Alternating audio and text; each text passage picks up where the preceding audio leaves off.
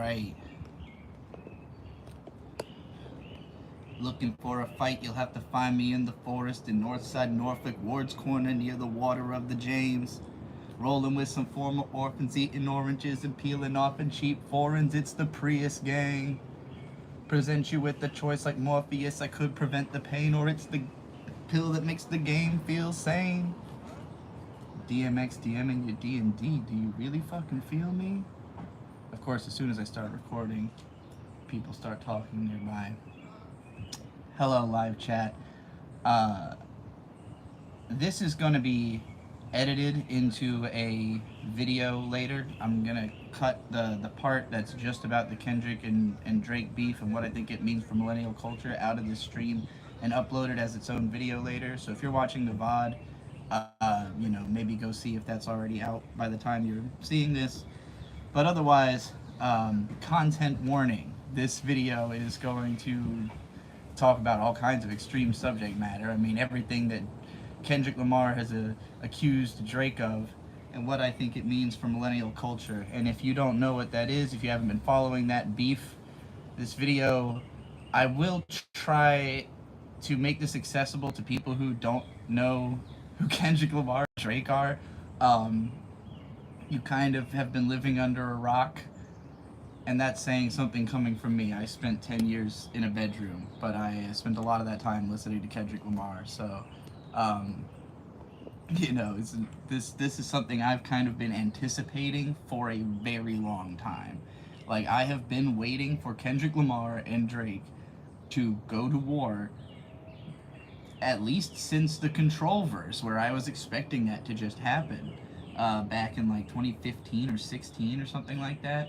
So, like, this to me is kind of a generation defining moment, and I think it may possibly be the climax of the millennial generation culturally. I think this is the cultural climax of the millennial generation. It's Drake versus Kendrick Lamar. And I say that because they are two of the most defining artists of my generation, and I'm 2 years younger than Kendrick Lamar, I think. I'm not sure how old Drake is, but it can't be much more than that. And I'm 33 this year, so that means Kendrick Lamar is 35. Drake is at least 35. So, when Eminem was famous, when he was first blowing up, when he was young, when I was very young, he was saying things like, if I turn 30, just kill me, because that means I'm on the wrong side of culture at that point. Many celebrated artists we lost before their 30s. The entire manga 20th Century Boys is about Gen Xers reaching my age and realizing that they did not die in their 20s and become cultural icons like Kurt Cobain or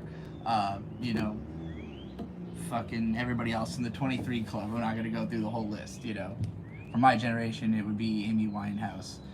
She would have been one of the earlier millennials. I would put myself towards the back end of the millennial generation. And if you don't know what is considered a millennial, basically anyone born between like 1980 and 1994, pretty much the first generation to have the existence of the internet as a informative part of culture, and also I think the 24-hour news cycle. I think those are the defining attributes of millennials, is that we grew up with those things. And not all millennials grew up with the internet necessarily. Like, it was sort of, I was an early adopter of the internet, and I'm a young millennial. So I would say, like, growing up with the internet being a casual part of your life is more of a Zoomer thing. But, like, knowing that it exists at all, the fact of its existence, what its existence brought culture, that all started taking effect, when I was growing up. And in my most formative years, my teen years, is when, MySpace and Facebook blew up, and when the modern idea of social media came to be. YouTube blew up, So, like, the people who have been at the top of those platforms, the people who have been the most informative to that culture, there's a long list of names, but like music is one of the most global, one of the most influential, one of the most insistent, insidious, like easiest ways for culture to transpire. And so for people to be at the top of music for a generation is like, it's hard to imagine having more pervasive cultural influence than that. It's just something that can reach across all these different cultures so much more easily than many other works of art can. So I think that, Drake, he has been literally the biggest musician of his generation for a decade. A whole decade plus, maybe more than that. He's been unfathomably famous for a very long time.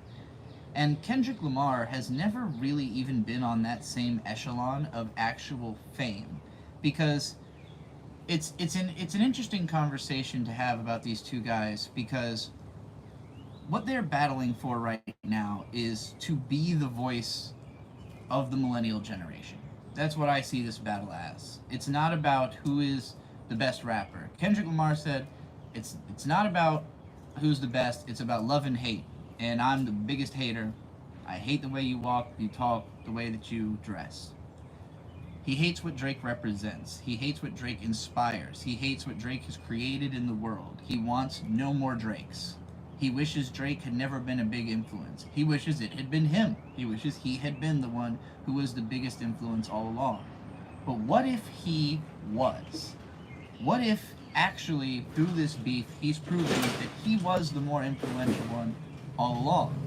Because Drake being the most successful rapper, the richest rapper, is not because he is the best rapper. It never has been.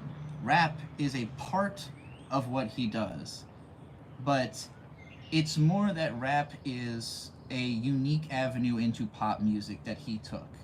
He's somebody who found his way into making pop by way of rap, whereas Kendrick is somebody who went and made rap music, and then because of the fact that Drake existed as something he had to compete with in order to say, like, I'm the number one rapper because I have the number one single, he had to make his rap poppy enough to break that ceiling.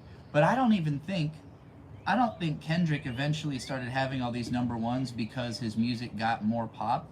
I think it's because his influence had permeated culture to an extent that every time he comes back around, more people know who he is. More people already understand his message.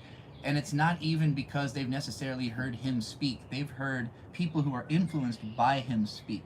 And so if you've been listening to any millennial rapper, all of us look at Kendrick Lamar as the big brother of our generation, the big cousin, the one that we've been taking notes from, the one that, has, whether it's just because of the fact that he's, had the most critical adulation, or because his message just connects with more people than anybody else, or, the fact that he can connect and produce these massive sales, like, just the level of respect and influence towards him, that was felt immediately. Like, Good Kid, Mad City came out, and then YG put out an album that did the exact same fucking concept. JID owes his whole fucking career to the existence of Kendrick Lamar. Denzel Curry basically, said he was looking to Kendrick Lamar and Drake as those two guys are sensitive, and that's why they're successful. That's why I'm going to be sensitive and show my sensitivity. And when he did that, he broke through. So, it's not like a secret. It's like everybody knows these are the most influential guys, and that there's a compounding effect of that, where if people keep saying it, it keeps becoming more true. And for Kendrick, essentially, his whole identity is based on the idea that he has to be responsible as the leader of this generation. He put that crown on from the very start. He said, "I'm the leader of the new school,"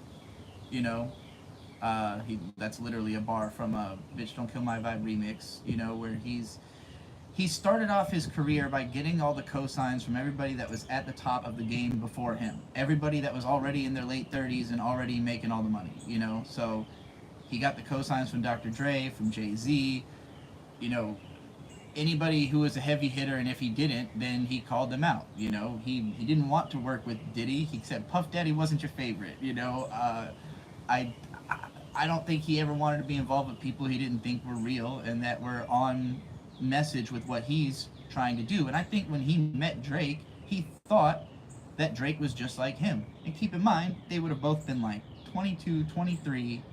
Like, there wasn't a standard to hold one another to yet that there became over 12 years of maturity, of Kendrick becoming the actual father of the new school and an actual father, and Drake being the irresponsible, you know, the guy who's still trying to act the same way he acted when he was 23 now that he's 37.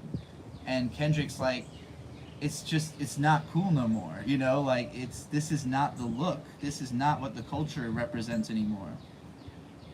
Drake seems to mature in reverse. That's funny. So I think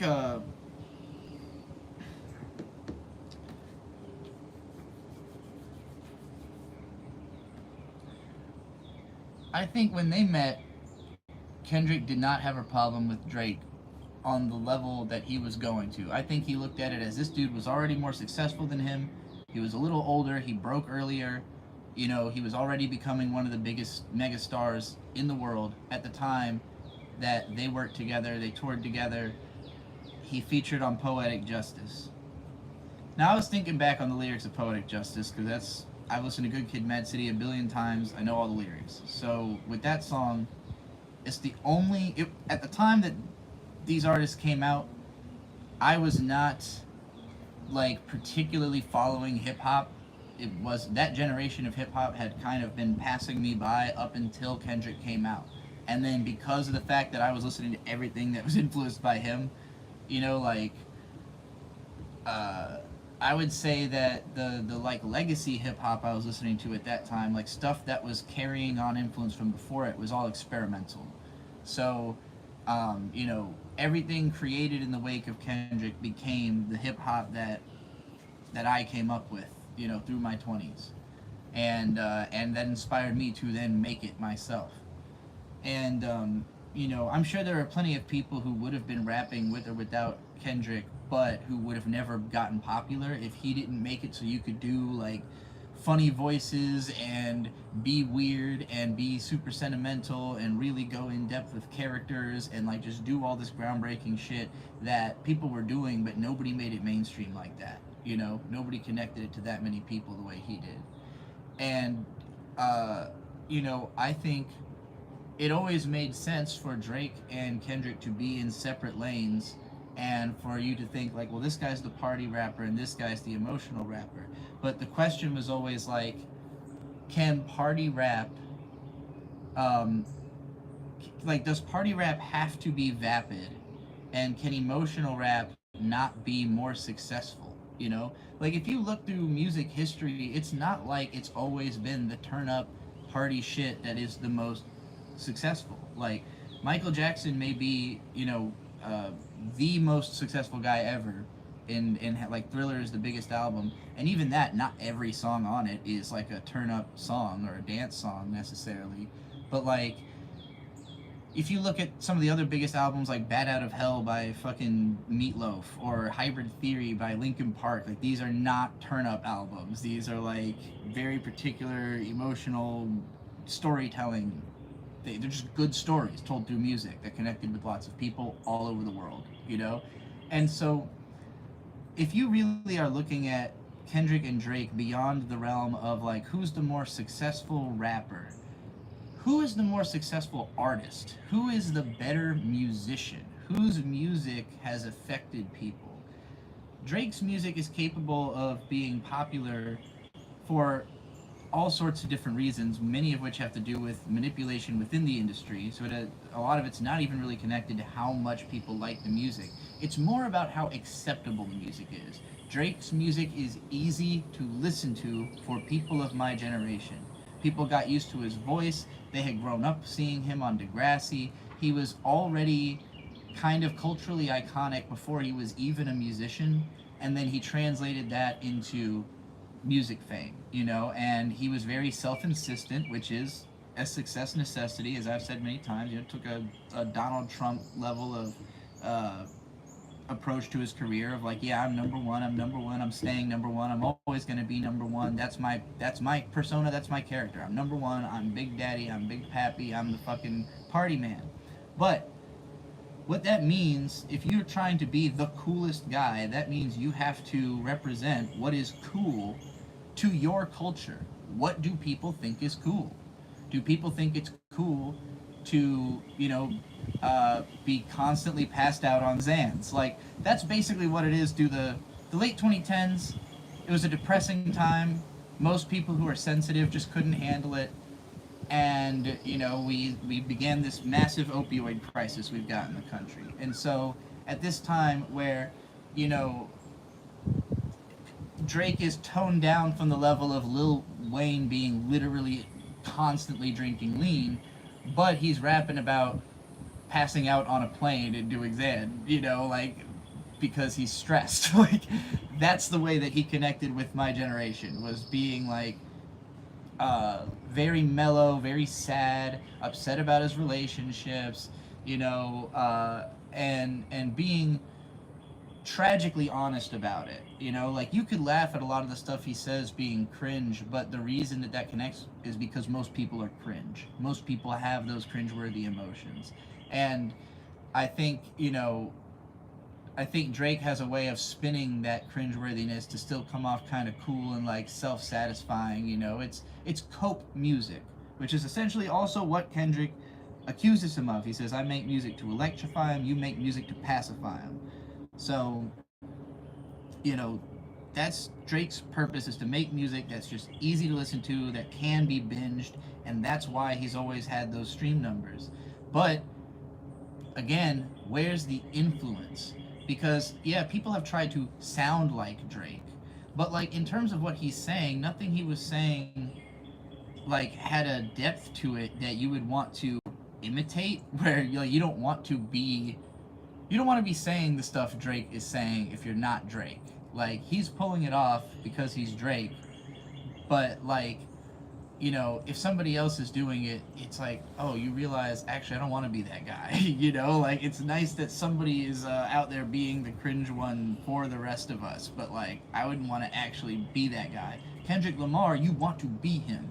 You look at what he's saying, you look at what he's doing, you're like, if I was my best self, I would be approaching my life the way this guy is, because he's dedicated. At least that's what he's presenting through his music. Like, I don't know that Kendrick Lamar in his day-to-day is, always on the grind of self-betterment, and a lot of his music is also about his failures in that department. A lot of why he can connect is because he also talks about, on Damn, he gets really on the cringeworthy side, but he doesn't try to make it cool. He tries to make it pathetic and gross.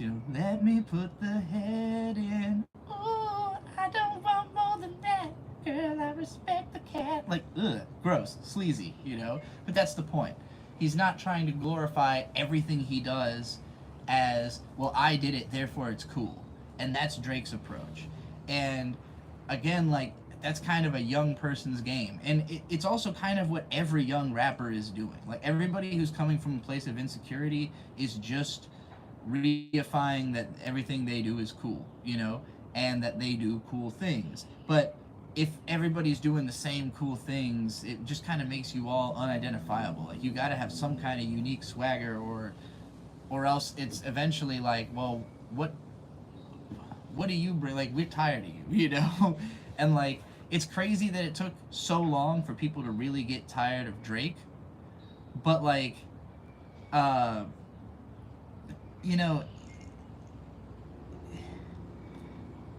think it just is because it takes a long time to really identify someone beyond their art. Like, most people don't really listen that closely to lyrics. It's only really the fans, the people who start, taking influence from it, that are gonna parse it down to that level, especially with rap, where, like, you have to have a certain amount of, like, exposure to it to even be able to, like, pick out words from beat like that. But I think, over time, there's lots of artists who they start to have a public image and they quickly fall apart because people realize that the person is not likable. And like with Drake, he's always been so good at playing like the heel when he it's weird that he's been able to like go back and forth, right? Of like being the bad guy and the good guy, but it's just because there's always going to be people who just worship whoever's at the top. Like if you make the most money, if you are seen as the most successful, there is always a cult in the name of success within any medium. So like, you know, in the rap game, there's always going to be a sizable portion of people whose opinion is just whoever is number one, that is God, you know? And I really think that's the only reason that Kendrick has ever even attempted to compete on that level. He has never wanted the money. He's never wanted the fame. He wants the title of absolute rap god, and he thinks it's unfair that you can get that through manipulating statistics, through using ghostwriters, through teaming up. Like, you know, he just doesn't think that having the most money and the most streams should qualify you as the number one rapper. And he's right to say so as well, because I mean, with Drake, the only qualifier actually is he's not the richest. You know, he doesn't make the most money. He just has the most streams. And if that's something that can be achieved through manipulation, and by Kendrick's accusations is, and has to be, like, but just by basic thought and logic, has to be true. You know, it totally it's like if being the biggest streamer isn't really meaningful culturally, then what is the next thing? Like, what is special about you then? You know, what is there to Drake besides being the most streamed artist? What are we supposed to look up to? And, you know, I think you can make a nuanced case for why there are still aspects of Drake that are cool or that work, or why he's been able to maintain success.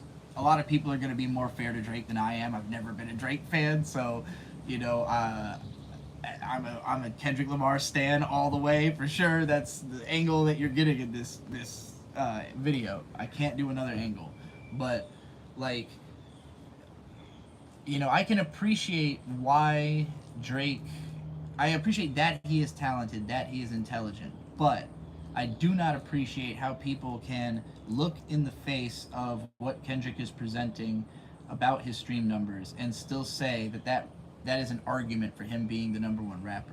And if that's not an argument, what is? You know, and there is none. With Kendrick, the arguments, you can find an infinite number of them online, you know, and with Kendrick, the conversation is about whether he is literally the greatest rapper of all time. Whether or not he's the greatest of our generation is not even really up for debate. Like, depends on what like, if you consider Eminem a millennial, I would consider him probably an exennial, which is like the generation right before. You know, he very much created millennial culture. So, like, in that sense, if you're somebody who believes that, like, whatever, like, you cannot, if you think that you can't call Kendrick the greatest because you couldn't have a Kendrick without an Eminem, and you couldn't call Eminem the greatest because you couldn't have Eminem without LL Cool J, you know, like, you have to say that the greatest is Grandmaster Flash, and then, like, it all comes down from there, you know, down the tubes. But, like, but if we're just arguing, like, who's the greatest of this generation, and we don't, like, we don't presuppose that Kendrick cannot be the greatest of all time, there are tons of arguments for why he is the greatest of all time. And I can't dispute it. I have nobody else is even close for me. I've gone in search, I've been trying to find a rapper who I would like more, like, who I would put above Kendrick, and I just can't. I can't find it. So, people say Doom, Doom, too samey. Not enough, nowhere near the level of creative breadth that Kendrick has had over his career. Just not even close, in my mind. Yeah, not even commenting on as many subjects. Kendrick's catalog is fucking nuts. It's absolutely nuts. It's beyond compare. And a part of that is just like living long enough, you know, like maybe Tupac's catalog or Biggie's catalog would be comparable to that if they lived longer, but Kendrick's the one who is pushing 40. you know, and we're really in the first generation of active rappers in their 40s. Like, you know, Danny Brown on his new album About Being 40, he basically starts off like, you're still doing this at 40? Like, that's the attitude people have towards him. Because it doesn't make money. Like, not really. And this is something I really wanted to get into, as I called this stream the Millennial War on Pedophiles, and uh, I think it's going to eventually evolve into the Zoomers' war on billionaires. At least I hope so. And you know, I'm not suicidal, so if I die anytime soon, a billionaire killed me because of my opinions on billionaires. I guarantee it. But because they have the power to do that, and it's the reason they're so successful. I really, as I've moved through the industry and examined the way that people work within the industry, like, I really think you have to consider people's intentions of like why do they want what they want? Why do you want $1 billion? What could you possibly do with $1 billion? Like, most of us can't even imagine what we would do with $100 million. Couldn't imagine what I would do with it. Because I know that I could accomplish anything I can imagine with less money than that. You know, like, at some point, I'm just going to start wasting money. I mean, I guess I could find people I trust and give them that money. But at that point, that's not really me. You know, that's just me basically divesting myself of the responsibility of figuring out how to spend $100 million. So why would you want hundreds of millions, billions of dollars? What are you trying to accomplish? This is an integral question to me for all of the industry. Like, I've met so many creatives who live on very little and are fine with it. Like, people who tour in small circuits where maybe they're only playing shows on one coast, or people who only do conventions and, you know, tour seasonally, put out an album every year but it's always self-published, re-release tracks on different platforms. Like, if you're not trying to support a family, if you're just in totally by yourself, you don't have to make that much money to live unless you're trying to do something expensive. Now, if you're trying to put your whole family up, if you're trying to put your whole community up, if you're literally trying to flip your block and make it, you know, if you're trying to be Nipsey Hussle, first of all, good luck not getting shot, and second of all, like, that's incredible dedication and effort and forethought and intelligence necessary to make all that happen, you know? And most people can barely even fucking take care of themselves. So when I think about how much effort it takes to you know, make a lot of money, why? What could you possibly want? Now, I do think some of them just want to have the most money. Like Jeff Bezos, that's a guy I look at and I'm like, that guy just thinks that he is supposed to, like, his purpose in life is to be the richest man. And then he accomplished that. And now he's just kind of fucking around or whatever, because it's like, he did it, you know, he did his life goal. Almost nobody else is competitive enough to actually chase that. I think there's a lot of people who would like the glory, but actually what they're looking for is the side action. You know, it's whatever else they're getting out of it. What do you need $1 billion to do? There's nothing that costs that much to do. Some people are like hoarders. They're just like really rich hoarders. Like, you got like that one Saudi prince who just owns like garages worth of classic cars that are just like fallen to rust, you know, like, because they've just been basically entombed in Egyptian style to come with him to the fucking afterlife or whatever. Like, there's some level of just like paranoid schizophrenic psychosis coupled with you know, lucky opportunities that leads crazy people to have lots of money. But I think usually they're trying to get away with something. Usually they're trying to cover up their past, they're trying to run away from something, they're trying to continue to do something evil that they want to be able to do. why else do you need so much money? Or you're Kanye West and you have a god complex. Like, I think Ye and Kendrick are closer to the same boat of they think that they can personally heal culture, and Ye um, is just willing to take much bigger risks, and taking those big risks creates all kinds of drama and difficulty. It makes his personal life difficult. It makes him hard to be around. It makes it hard for his family. Kendrick doesn't want that. Kendrick wants his family to be. He cares more about taking care of his family than he cares about being a cultural influence. That's why he bowed out of hip hop. Motherfucker had a kid and said, "I'm basically done." He made Mr. Morale, as he said in these new diss tracks. He basically made that to inspire the children of the next generation. He wants the kids growing up. He basically packed all of his lessons that he learned in that 10 years that he'd been king of hip hop, put it all into an album. This is for you, kids. So why does he have to beef with Drake? Well, because I think Kendrick was comfortable that as long as he kept saying, "I'm number one," and nobody's openly disputing him saying that, it means that it's true.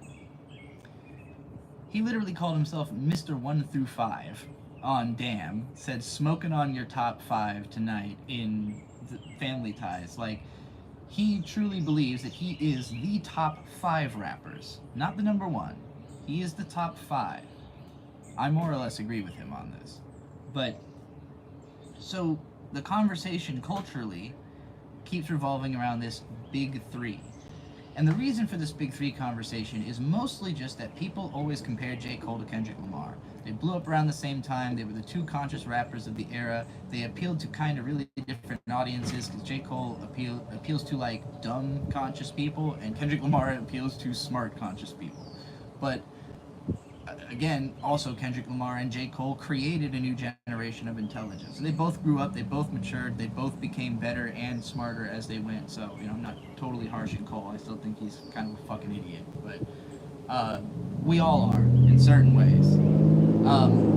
But, like, the fact that people kept comparing Cole to Kendrick, and their fan bases have always kind of been in this conversation of who's better, is the main reason that Cole is in this conversation at all. And he recognized that and bowed out of this battle, rightfully so. He figured this out. Somehow he recognized this after he caused the other 2 to go to war. Or maybe that was his intent from the start. It's hard to know. Maybe he just wanted to give Kendrick the layup to destroy Drake's career. But to me, the conversation has really always been, is the number 1 most streamed rapper the number 1 rapper, or is the most respected, beloved, talented rapper the number 1 rapper? Kendrick's always insisted it's the latter, and unless Drake directly challenged it, there was no reason to think that Drake didn't agree. So then when J. Cole said, I might be number 1 out of this big 3, Kendrick said, "Fuck a big 3, it's just big me." Drake responded by dissing Kendrick and a whole bunch of other people, and Kendrick started laying in on Drake. That's how we got into this whole conflict. And by laying in, I mean he released a diss track, then 2 days later released another diss track. Drake responded. Kendrick responded to that response immediately, and then dropped a 4th diss track, to which Drake dropped another response that was so bad, Kendrick has not had to say anything yet. Because it kind of looks like Drake just shot himself in the ass and gave up, and Kendrick's song is the number 1 song in America. Two of these songs have been the number 1 song in America. So, this is fascinating to me, especially because, again, Kendrick did not have a number 1 hit until Humble in 2017. By that point, he'd already been around for 5 years, having hit songs that just weren't number 1s. So I really do think it was cultural recognition. It wasn't that Humble was such a better song or so much more accessible than fucking Swimming Pools or whatever. It was just Kendrick's cultural cachet was still growing. And it is still growing. Because on Mr. Morale, he had even bigger hits. And I don't even think those songs were as good as any of his previous hits. And now he's got these songs that aren't even like songs. They are battle raps. Battle raps are the number one song in the country. That's insanity. That's never happened before. Well, I guess Drake's, if you count Drake's diss on Meek Mill, I believe that had gone to number one. But what was considered special about that, what everybody praised Drake for in that beef, was that he created this club song that was like a song in and of itself that also disses Meek Mill, and therefore it's like an eternal song. Like that diss will always exist out there. Kendrick did not do that. Kendrick's number one song, the hook, the memorable line, is him shouting, "Certified lover boy, certified pedophiles." There's not a lot of battle raps where somebody just calls the other guy a pedophile. But you know where it happens a lot? Internet blood sports. Twitter. It happens all the time in the places where my generation hangs out. Calling your opponent a pedophile is like part and parcel debate 101 for the millennial generation. Why is this so effective? Why, if it is so effective, has it never been a tactic before? That's what I want to tackle more than anything with this rant here. We're really getting into the heat of it now. So, this is going to be a lot of anecdotal, historical perspective. But I think that the Me Too movement is the defining aspect of millennial culture. I think it's the biggest, most effective thing our culture has done. There have been negative ramifications of it, but overall it's very positive. And to me, this is the climax of it. This is the ultimate Me Too, basically. Kendrick Lamar Me Too'd Drake and called him a pedophile on behalf of women who won't speak out or who've been paid and are, happy with the money they got. So, when I was growing up, the concept of a casting couch was like a sitcom joke. It wasn't obscure cultural reference. We knew that, like, women were sleeping with producers for careers. This was commonplace knowledge. It was considered a joke. It was considered funny. When I was young, it wasn't unusual for grown men to leer after young women, teenage girls, particularly if they're, post-development but still underage. Guys are going to joke about, still hot. Now, what's different? What has changed in our culture that's not acceptable anymore? I think mostly psychology. A revolution in psychology and understanding how people, developmental psychology in particular, and just how much of an effect sex has on people. I think there's many of us from the millennial generation who feel or would argue that even in your 20s you're not really ready for sex, which is why we have the most virginal generation of all time. People have come to really understand what effect their upbringing is having on them in a way that people didn't used to because they wouldn't talk about it. Because culturally, well, the pedophiles were in charge, or they've always been in charge. I mean, basically what I'm saying about billionaires, why would you want, what compels someone to take the most power they can possibly have other than trying to cover up doing the most evil things they possibly can? So, the Catholic Church expose of the early 2000s was a huge eye-opening moment where, all these people who've been shamed into lying, shamed into feeling guilty about what happened to them when they were children, now recognize that it's not their fault that, you know, culture does not accept or want to protect these types of people anymore. So I really do think that there was a massive pendulum swing in the 90s against sex, basically, against particularly sex in youth culture. And part of it is puritanical, part of it is, you know, imposed by adults who are ashamed of themselves and ashamed of how sleazy the 70s and the 80s were. But I think a lot of it is also self-policing from my generation. I grew up like avoiding sex. It wasn't that I wasn't exposed, it's that I didn't want to be exposed to it.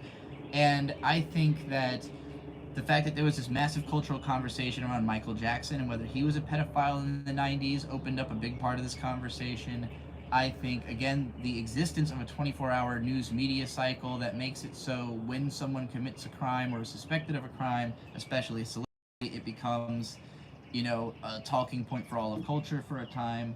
Like, there's just a lot of things that conspired to bring this to the forefront of culture, and particularly in the early 2000s, again, with the church expose, with the internet not only exposing people like me, my generation, to sexual content through the internet at an alarmingly young age, but also people telling their stories on the internet and us finding out just how pervasive, you know, sexual misconduct is and what effects it has on people because people are sharing their emotions on the internet.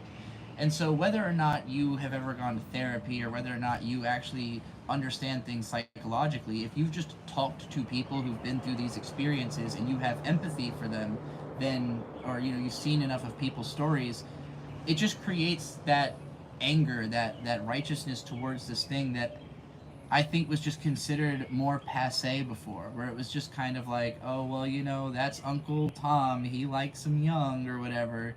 And like, now it's like, we need to never speak to Uncle Tom. Like, we need to do something about Uncle Tom. Like, Uncle Tom's a problem. Keep your kids away from Uncle Tom, you know?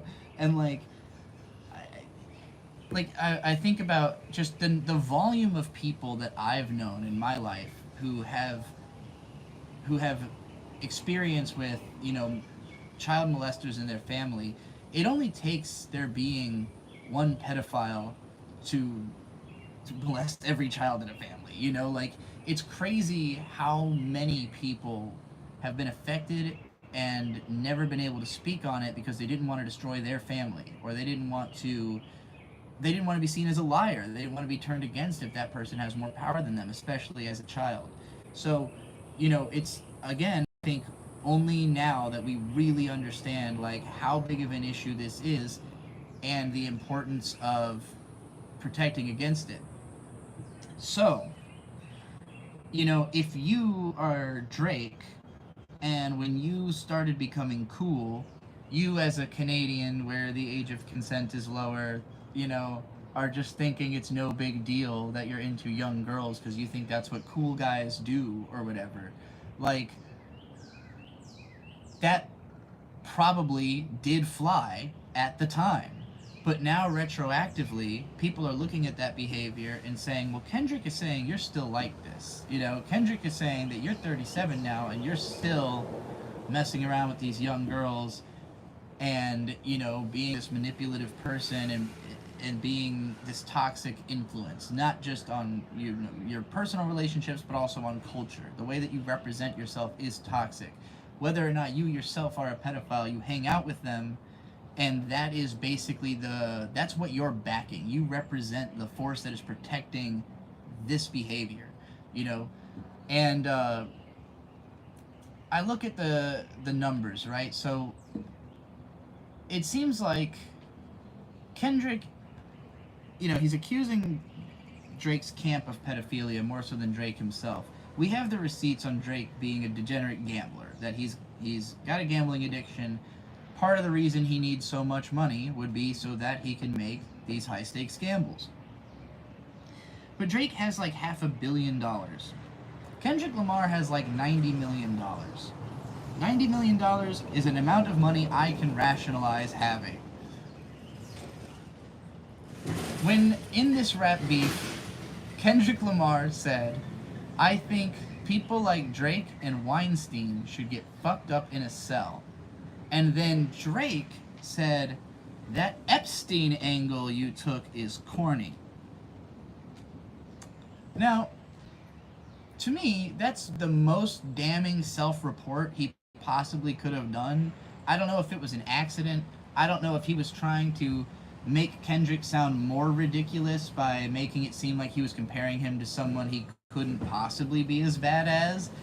But, like, what Weinstein has been accused of is not even on the tier of what Epstein has been accused of. So for Drake to make that leap, like, Kendrick basically suggested that Drake is interested in too young of women, hangs out with pedophiles, and because of his, because of OVO, because of his camp, there is, like, sex trafficking going on that he could be held responsible for, essentially.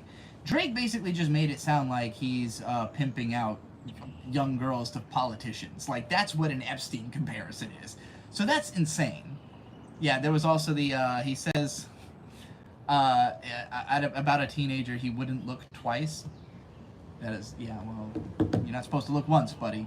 So, it's just, aside from Drake just being incredibly sus, I think the reason these accusations stand is that people have always kind of thought Drake was like this, And in Euphoria, Kendrick said, we don't like the women you date because they confuse themselves as real women. Notice I said we.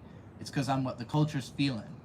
Kendrick knew that people would buy into it. He knew that unless there was pushback against Euphoria, right? If people said, oh, Drake, we don't have a problem with the women Drake's dates. What are you talking about, Kendrick? The culture has no problem with that. If that had been the response, Kendrick would not have been able to pull the trigger on certified lover boys, certified pedophiles.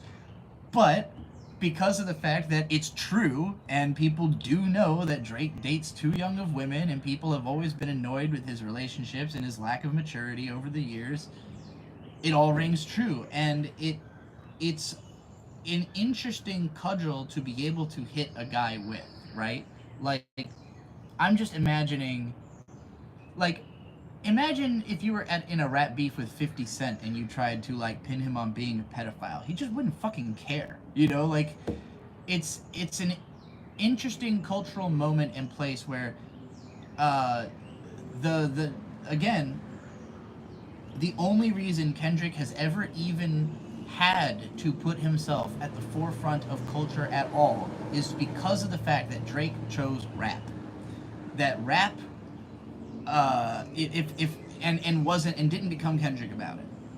If in another reality where Drake decided that he was going to try to be more like Kendrick and worked with him and took notes from him and ended up making To Pimp a Butterfly with Kendrick, Drake would be the most respected guy in hip-hop. If Kendrick had just ghost wrote Drake's career, Drake would be the most respected guy in hip-hop. And there's no reason to think Drake wouldn't have done that, or Kendrick wouldn't have done that, because Kendrick didn't want to be famous. He didn't want to be rich. He's not. He's not that famous, not that rich. He's just that influential. And if Drake had had that influence on his side, he could not have lost this rap beef. But instead, Drake spent the last 10 years being the same guy, and Kendrick spent the last 10 years continuing to evolve, continuing to inspire and impress and change the culture. And that new culture, that the end result of that culture rejects Drake.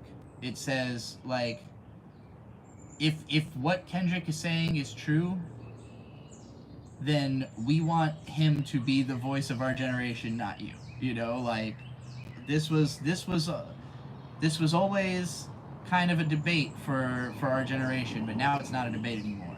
But again, I think it was only ever a debate because Drake had the most streams, and I don't think if Drake had ever actually been more influential than Kendrick, that he could have lost. You know, regardless of whatever accusations. He could have beat Kendrick on the, if he, you know, he accused Kendrick of beating his wife. Whether that's true or not, he could have won on just having something to pin on Kendrick if he was actually more beloved, but he's not. He just has more streams. And this finally proved it. Because now Kendrick has more streams and more approval, and, you know, is finally sort of sitting in the, you know, the unassailable position that he has always been saying he was in, you know. Um,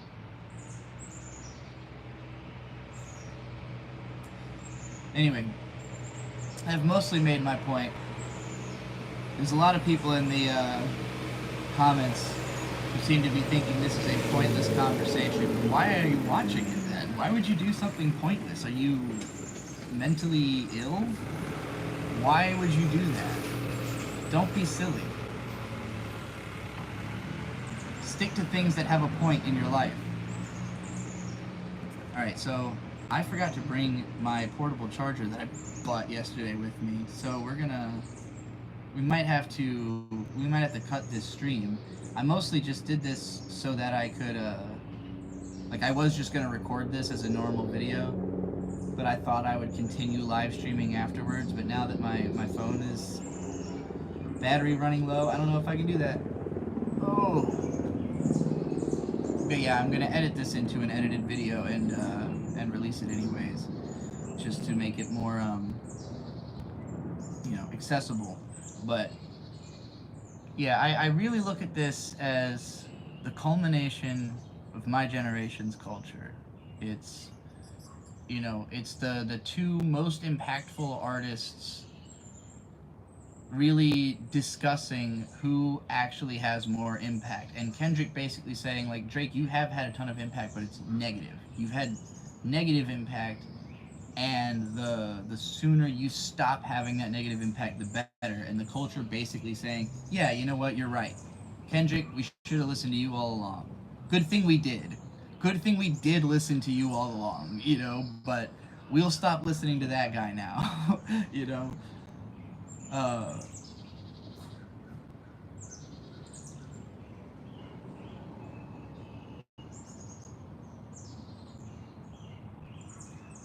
I'm glad that you guys are enjoying the streams. I have been enjoying making them.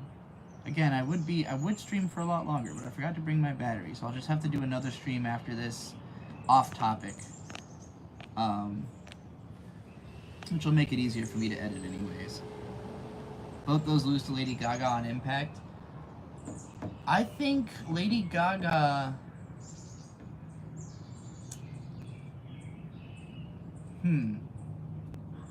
maybe. It's hard to say though, because Lady Gaga kind of, I think, I don't want to say that she's like inevitable, but I don't think she's necessarily as original as Kendrick in terms of what she brings to culture. Like, it's harder to say where her influence lies, right? Because she kind of was Madonna 2.0. Like, in the 80s and 90s, you already had this, like, provocateur, you know, fashionista, pop goddess who had this massive effect on culture. And it's hard to imagine, you know, Lady Gaga without having had Madonna. And Lady Gaga never even was as famous as Madonna. So, like, I do think she had a lot of impact and is important. But, like, hip-hop's never been bigger than this. Hip-hop is now, this generation is this is the most influential hip-hop's ever been. So, like, regardless whether, you know, Kendrick could have existed if you didn't have Dr. Dre first, like, Dr. Dre ultimately never had, I mean, he's had bigger cultural impact in other ways, and, you know, he's more of a business person than just strictly a musician. But, like, in terms of music, Kendrick Lamar, I think at this point, can say that he's had the most influence of any musician of our generation. And by extension, possibly the most influence of any artist of our generation. I don't know another individual artist that I think I could put on that level from the millennials, you know? Um, maybe a couple of manga artists, but that's really hard to say. I don't think any manga artist has yet had the impact that Akira Toriyama had, and he was either Gen X or a boomer, probably a boomer. So, um, I mean, I don't know how the Japanese consider break down their generations. I know they do it by era, not by how we do it. Oda is pretty close, yeah, but it's he's too close to being Akira Toriyama, just refined.